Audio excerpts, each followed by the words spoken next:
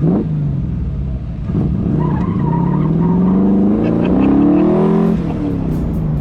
ridiculous.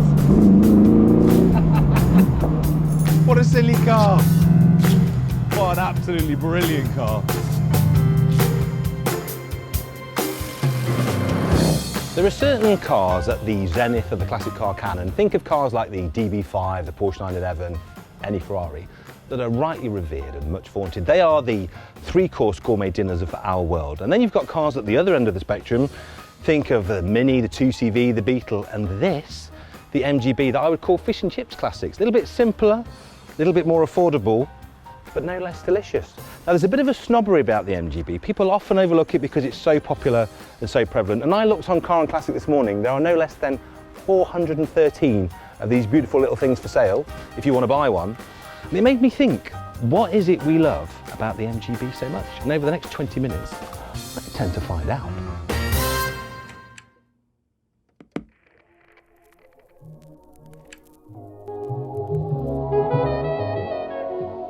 Oftentimes, the octagon spirit seizes pedestrians as well. Then you find yourself surrounded by ardent admirers. Get the octagon spirit. Removable hardtop or soft top convertible. Get an MGB.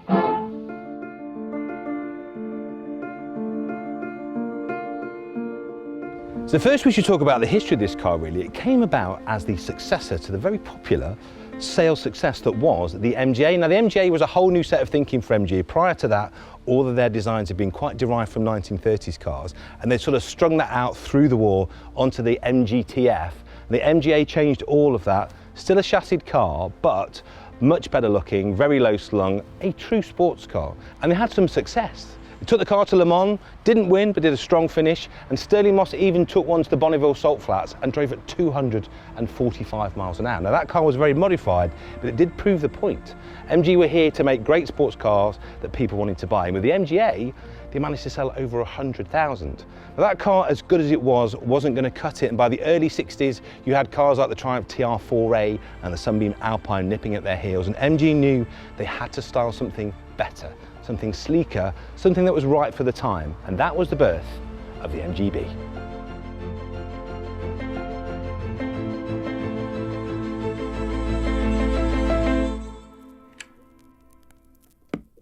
So what is it that made the MGB such a brilliant seller in its day, and what makes it such a good classic now? Well, first of all, they sold 500,000 of them, so that lets you know how good it was.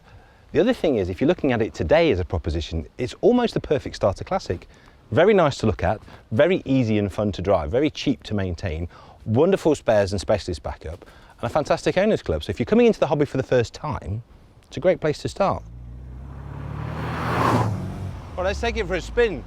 There's a few things I want to just point out before we go on. Imagine the smell of a 1960s British sports car. If you've ever sat in one, you'll know what it is. It's a mixture of hot leather, petrol, a bit of oil. It is magnificent, and I'm smelling it now, even with the roof down. I wish you could smell it too. It's glorious. It's one of the many, many reasons you want to buy one of these cars. And you know the thrill of driving around in a British sports car in the sunshine with the roof down, it never gets old. I have been driving open top cars since I was a kid. They've always been my favourites. And there's a thrill, there's a visceral thrill you get from being in an open top car that just feels much faster than it is. And also you think about it this day and age, we can't drive fast anymore. Even through that village there's speed cameras, there's average speed traps. You can't drive above 70, so the trick today is to get a car that feels fast at 70, because that's where all the fun is. Now you can see we're out in the countryside, and if I just drop a cog, what a fabulous noise. Is it fast? No. Is it tractable? Is it wonderful to drive? Is it easy to drive? Incredibly. Don't forget they sold 500,000 of these things, and the reason they did is because they're usable. And that's the whole point of this car. Fun, frugal, easy to drive, easy to maintain, easy to insure, easy to look after, and just a lovely classic to live with. Utterly fabulous. Let's talk about that styling. Designed by Don Hayter, and I think he did a wonderful job. Believe it or not, they did this car in 6 weeks, and some of the development tales behind it are amazing. They just took the 1955 MGA speed record car, basically just squared it off and put their own unique touch on, and I think it looks almost Italian. It's very crisp, very well proportioned. It's aged beautifully. There aren't many cars from the 1960s that still look as good as this. And I'm very tall, I'm making it look very small. But what you get here, I think, is the perfect waist height to windscreen proportion, the perfect wing length. And if you look at it, this beautiful unbroken swage that goes all the way from the front to the back, it's a looker. Now, whether you like them or not, you can't deny it's not a handsome car. And then if you look at the underpinnings, what made this very gorgeous looking car very easy to live with and very easy to drive, it's simple mechanics. It's what Austin Rover, British Leyland, BMC, all of those companies that combined behind this car did very, very well. What you've got to remember about these cars, guys, is they are not huge amounts of money. You could be putting yourself in an open top rubber bumper one of these, like an all right one, for 3, 4, 5 grand. This is a particularly nicely sorted one. This is probably going to be significant 5 figures, but you could get a very nice non-modified 1800 standard roadster chrome bumper, I don't know, 10 to 15 grand. An Italian influenced styling, British thoroughbred with competition history. If that had any other badge on, any other badge, what would it be? It would be a lot more money than that. And it's only because the fact the car was so popular, so successful, and there's so many of them left, that the prices aren't stupid, because it's the whole supply and demand thing. There's a lot of people want them, but there's still a lot of cars left, and that keeps the prices low. Now, I would celebrate that. If you're watching this thinking that's unusually cheap for one of those, you'd be right. But just embrace it, run with it. You're never really going to buy an MGB and make a huge amount of money. It's never going to be a great investment car unless you find something that's a bit special, or an MGC or a particularly nice V8. But what they are going to be is a car that rewards you with so much fun, and if you look after it, will probably never go wrong. And if it does go wrong, you can probably fix it with a spoon and a piece of string.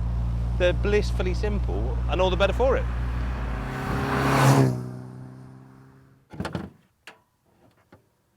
Now, the first thing you notice about this B series engine, hence the fact MGB, is a lot of room. They actually envisaged from the very beginning that there might be a 6-cylinder option. So as you can see, the 4-cylinder leaves all this space at the front for something else to happen. And it did a little later with the MGC, but we are getting ahead of ourselves.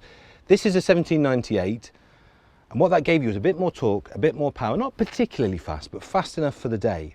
But what this one shows you, this particular car has been enlarged to 2 litres. This belongs to MGOC, who have very kindly lent us that for the day. And it just goes to show, this is their demonstrator. If you want to, the basis of tuning that this car can be, and the amount of parts and upgrades that are available will blow your mind. So we've now got a 2-litre engine, a much sexier twin carb setup.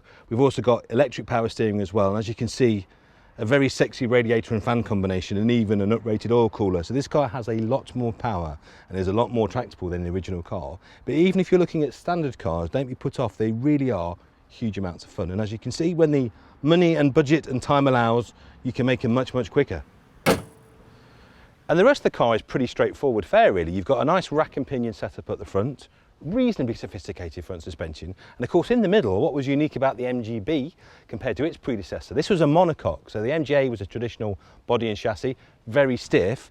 With this, they wanted to make it a bit more supple, a bit more compliant. It was one of the criticisms of the predecessor, and they sorted it. But again, very safe. If you look at the crash footage from the time, this car is surprisingly good, even by today's standards. It's quite a stiff little car, actually.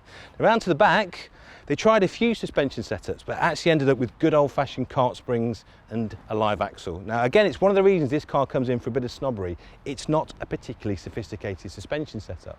And in doing so, they had to extend the back of the car to lie down the rear tyre flat. They actually added an inch to the rear wings in the styling process.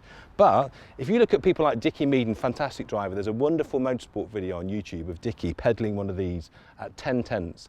And he will show you, a great driver in a beautifully set up car, what these are capable of. They are really, in the right hands and set up correctly, capable in historic racing of levelling some very expensive motor cars. Now, if you buy a standard one, it's not going to be as quick as this. I should point out that this car of MGOC spares has been in their possession for a long, long time, and because of that, it's got some wonderful tricks. It's also got a Type 9 Sierra 5-speed gearbox in here as well, which is a lovely upgrade, and apparently just pretty much drops straight in. But we talk about this leaf spring thing. So one of the reasons that people think these cars are simplistic is because they have leaf springs. We're now just bimbling through this village. As you can see, we're not going very fast. But do you know what? The ride quality is really good. Now, the guys here have done, again, all sorts of suspension upgrades, but it does show what is possible to do with a standard car. I am 6'4". I have ridiculously long legs.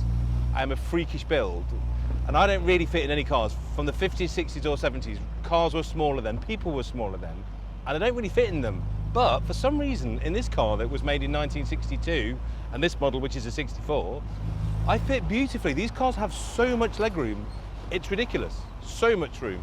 And it makes for a really nice driving position, even with these slightly squeaky brakes.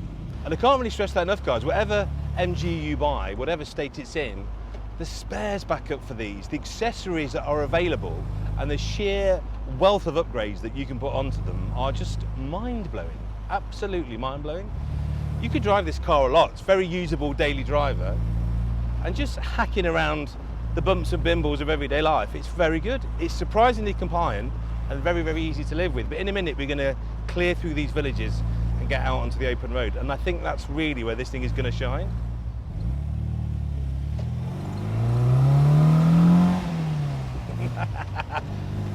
It's not fast, but it's fast enough. And that's what matters. So all I can say is, if you are one of those MG snobs, if you are one of the people that thinks the MG is a belly button, as we call them in the motor trade, because everyone's got one, you're missing the point. This car is brilliant because it's affordable, it's relatively easy to run, looked after, it's incredibly reliable, but most importantly, it's fun to drive. It's really fun to drive. And that's what classic cars need to be, guys. We need to be getting cars that we can enjoy, use, while we still can, while we're still allowed to, and just have some fun with them. But that's not the end of the story, of course. The four-cylinder car is absolutely brilliant. With a few mods, it's incredible. But MG themselves decided to have a bit of fun, and they went for big displacement and more power. Now, the mid-60s were a very exciting time for the MGB story because two very interesting things happened. First of all, we gained this beautiful shape, the GT. They actually went to Pininfarina, and Pininfarina sketched this, and one of the very clever things he did was to actually enlarge the windscreen. The roadster windscreens, if you look, are very low, and on the GT, the coupe, it's a little bit higher. It gives you this gorgeous glass house, gives you a much bigger sense of space, much more light comes inside, and more importantly, actually made the car incredibly practical. You've got a hatchback, a fold-down rear seat, and loads more room. So if you were the sporting family looking to take two very small kids in the back, or perhaps a large dog, this was the car for you. But something else happened a couple of years later, and that was this. You can see this beautiful bonnet bulge here. The car gained a 6-cylinder engine, and the MGC was born, or in the case of this car, the MGC GT. And that gave you basically an affordable Aston Martin alternative, the Healey of the time. The only thing is they're not cheap. They only made them for 2 years. They're quite rare, very desirable. And for that reason, you are spending more like 20, 25, 30 to get a really, really good one. But don't discount them. If you can afford it, it's a great way to travel. So when you actually look under the bonnet of an MGC, you can kind of see both the issue and the solution. I personally love these. They aren't everybody's cup of tea, but you can see why they handle differently from the 4-cylinder car. First of all, look how much further forward the engine is. You can see where the radiator used to be. It's now pushed all the way forward. They've had to make these blisters and bumps in the bonnets to fit all of the carbs in and all of the engine in. I personally think that looks even better. But the problem you've got with this is pure dynamics. You've now got a huge 3-litre iron lump much further forward in the car. So it's pushed the centre of gravity and the weight right over the front axle. And for that reason, these cars do understeer a little bit more than the 4-cylinder car. So for the handling purist, maybe not the one, but if you're going to just pootle about, go up and down the motorway, or just waft through a country lane, the MGC is a lovely car.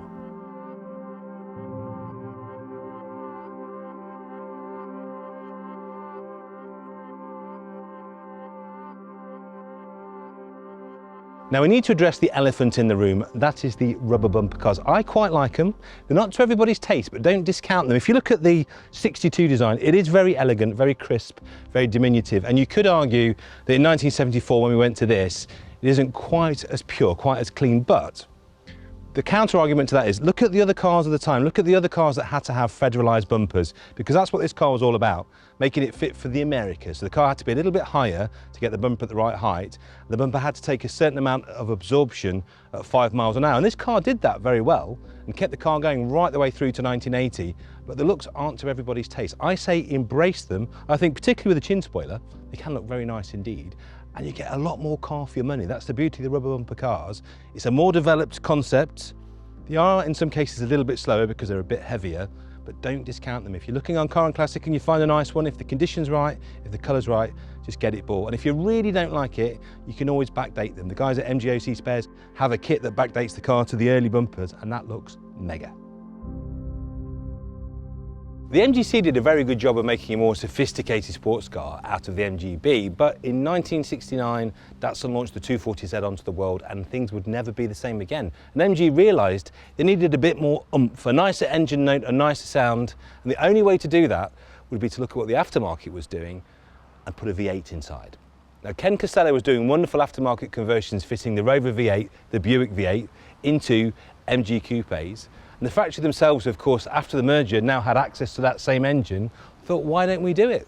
Developed their own car in 1973 and created what I think is the ultimate sports car. If you want an MGB, get one with a V8. Now, they never did a roadster. They did a beautiful coupe that looks and sounds wonderful, but this car really typifies what you can do. If you don't mind spending a few quid and going into a bit of a hot rod feel, what you can do. It's when you look underneath where it really starts to make sense, because if you think the problem was going to the 6-cylinder, it was a big iron engine that sat very far forward and very high, added a lot of weight to the car, and also too much of that weight was forward of the axle.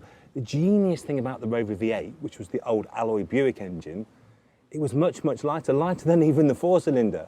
So it sits further back, it's much lighter. They didn't even have to change the coil springs, and as you can see, it fits beautifully.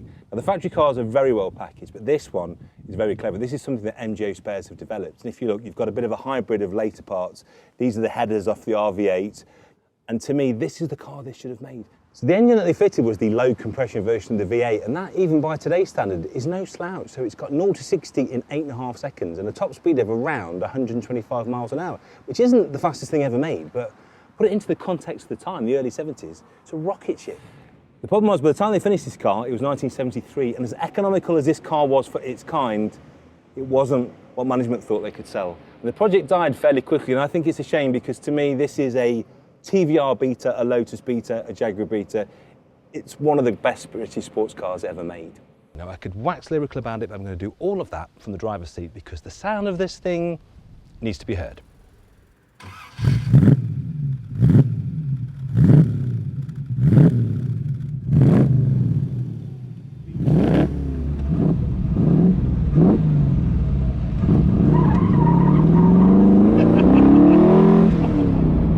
That's ridiculous. What a silly car.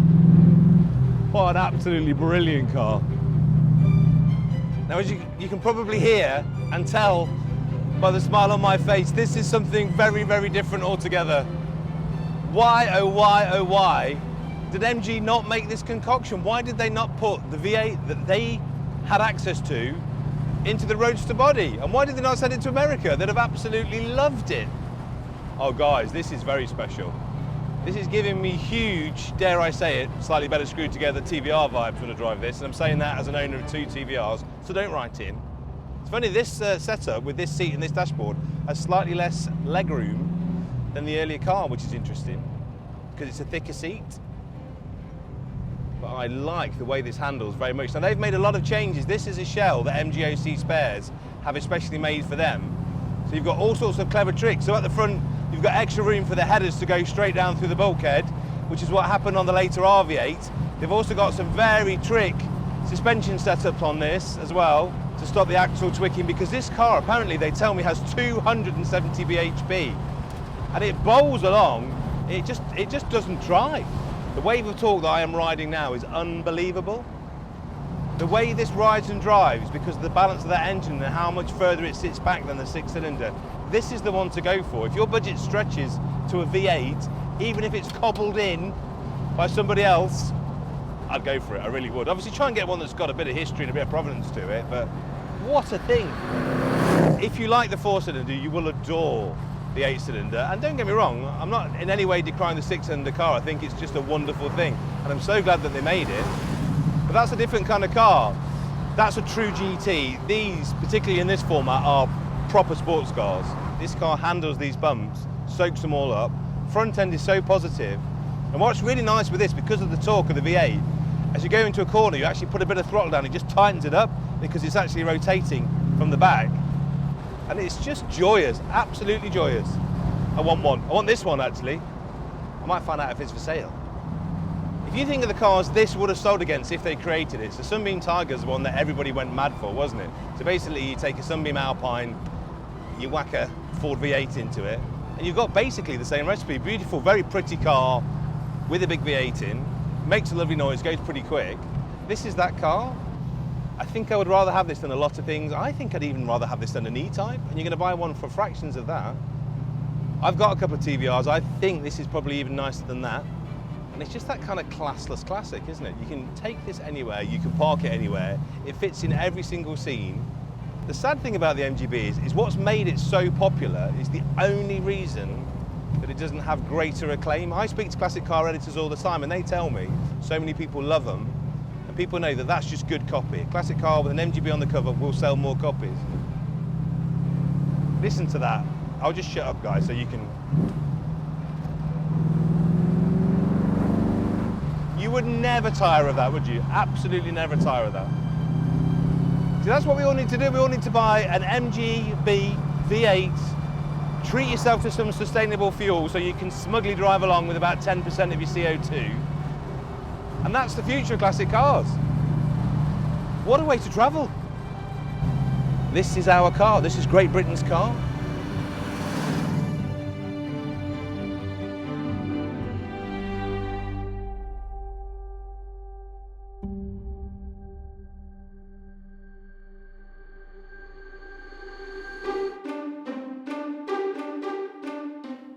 The question I always like to ask on any classic car is it easy to look after? And the beautiful thing about the MGB, or to be fair, any MG, is there are over 125 marque specialists to help you to keep it on the road, like this wonderful place at the back of MGOC Spares. So even if you are utterly clueless, there are people out there to help you keep it looking good and driving beautifully, and relatively cheaply.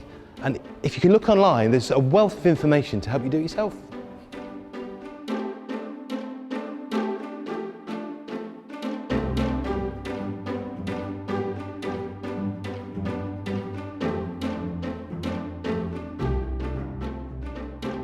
The other advantages of these fish and chip classics like the MGB is like the Beetle, the Mini, the Land Rover, all that kind of stuff. Whatever you need, it's always on the shelf. Little tan headrests. If you can come down today, you can have it today, or overnight delivery for tomorrow. It's just so easy.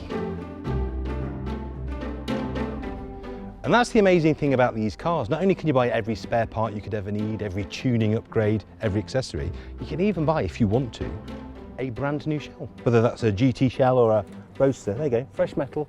You can build everything into all new parts. It's like the ultimate kit car. So this is the thing that really excites me, because you know me, I put body kit on anything. There's even body kits for MGBs. Look, so you've got wide arch, Sebring arch, front lips. And if you want to go OE restoration, you've got over here, you've got all your steel bits and pieces. What's mad about this place, if your wallet could take it, you could build a car from brand new parts. Every single part of the car could be brand new. So after watching that little video, are you thinking I should be going on Car and Classic after this and buying myself an MGB or an MGC for that matter? Well, the honest answer is yes, you should. Because as you've seen, they're beautiful to look at, they're incredibly fun to drive, they're easy to maintain, they're cheap to get parts for, they're easy to get parts for. And you've got a social scene and just a lovely bunch of people to look after you. So after you finish watching this, like, subscribe, leave a little comment of other cars you'd like us to do, then head on to Car and Classic and get one for yourself.